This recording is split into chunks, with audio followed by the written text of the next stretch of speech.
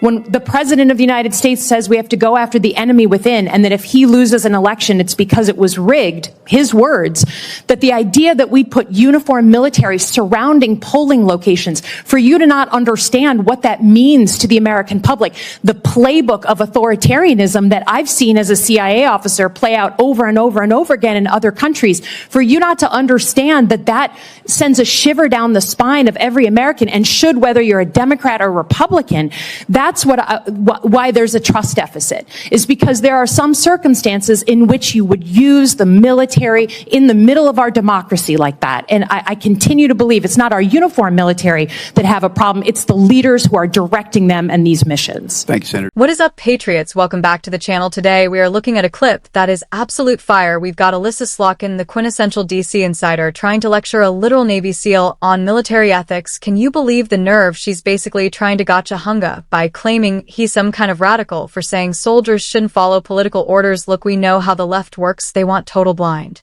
obedience to the regime, and they hate it when a guy like Tao, who has actually bled for this country, stands up and reminds them that the oath is to the Constitution, not to a political party. Slotkin thinks she's winning here, but wait until you see how Saw handles this. He doesn't just defend himself, he takes her to school. If you're tired of the woke takeover of our military and you want to see a real warrior put a career politician in her place, you're going to love this. Let's get into the clip.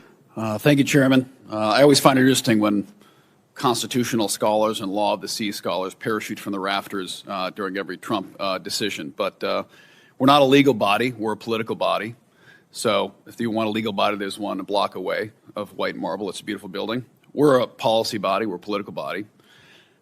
But just to set the record straight, to your knowledge, Mr. Young, has the president issued any illegal orders, or have illegal orders been followed in the course of the National Guard deployments to our southern border and our cities? Senator, no, the president has not issued any illegal orders, and the Ninth Circuit has ruled in that favor. And is the influence of transnational criminal organizations that fill our country with fentanyl, poison, various other drugs, illicit activity, human trafficking, is that a national security threat? Yes, sir, it is. And as I said, I think we are responding to that very well in cooperation with the Department of Homeland Security. So therefore, under a national security threat, which is unquestionably being fueled by foreign powers that do not want American values to succeed, co-opting transnational criminal organizations, they are actively attacking this country using illegal immigration, using transnational crime, and using drugs to do so. Would that be a correct statement? It is, yes, sir. So 70,000 Americans-ish a year are dying from fentanyl-related overdoses, are being trafficked, are being murdered and thrown under bridges by illegal immigrants and the criminal organizations related to those. That sounds like a pretty big emergency. You and I went to war for 20-plus years when 5,000 Americans were killed on and around 9/11. The number is much higher now, as they've unfortunately died from mesothelioma and other sicknesses related to what happened on 9/11, our first responders and more. I think we're almost 7,000 now, as those cancers have taken many lives.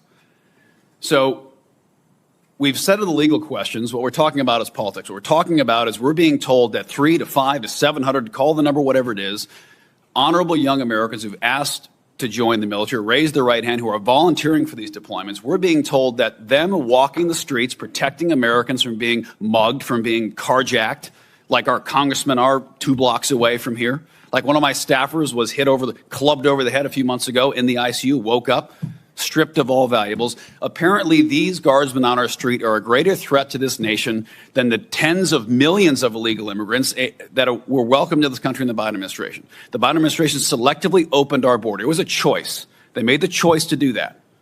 It wasn't an accident. It was a decision that they made. And the Venezuelan boat drivers who want to bring poison to this country, they made a choice to get in that boat and drive it here. And we are making the choice, the American people made the choice last year that they're sick of it. They're tired of it, and they want an end to put to this disgusting policy that has led to the deaths of hundreds of thousands of Americans. So I think it's an absolute disgrace that we are impugning the integrity of our people in uniform, the integrity of this administration, and the will of the American people to live safely on their own streets. The Constitution says life, liberty, and the pursuit of happiness. The American people have a right to expect their government will protect them from being murdered in the street. So I'm sick and tired of the constitutional lawyers parachuting out of the rafters every day when we are doing exactly what the American people asked us to do. If a legal order is given by the Supreme Court that this is wrong, I can promise you the administration will follow it. I hope they do, and I would expect them to. But thus far, a year into this administration, that hasn't happened, and the American people asked to be protected from these threats, and you're doing that.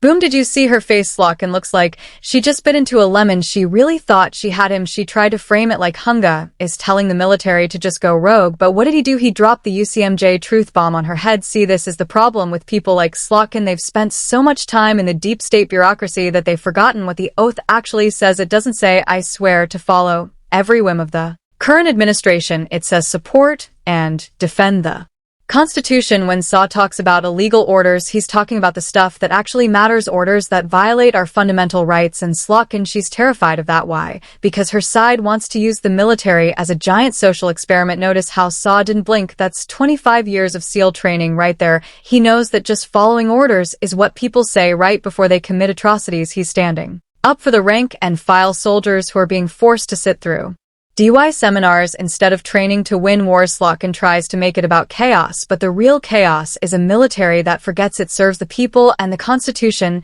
not the politicians in D.C. Hunga is a hero for saying the quiet part out loud. He shut her down, he defended the Constitution, and he did it with the kind of backbone we desperately need in Washington. What do you guys think? Is Slotkin totally out of touch? Or is she just scared of a man who can't be bought? Drop a comment below, hit that like button, and make sure you subscribe. We need to get this truth out there.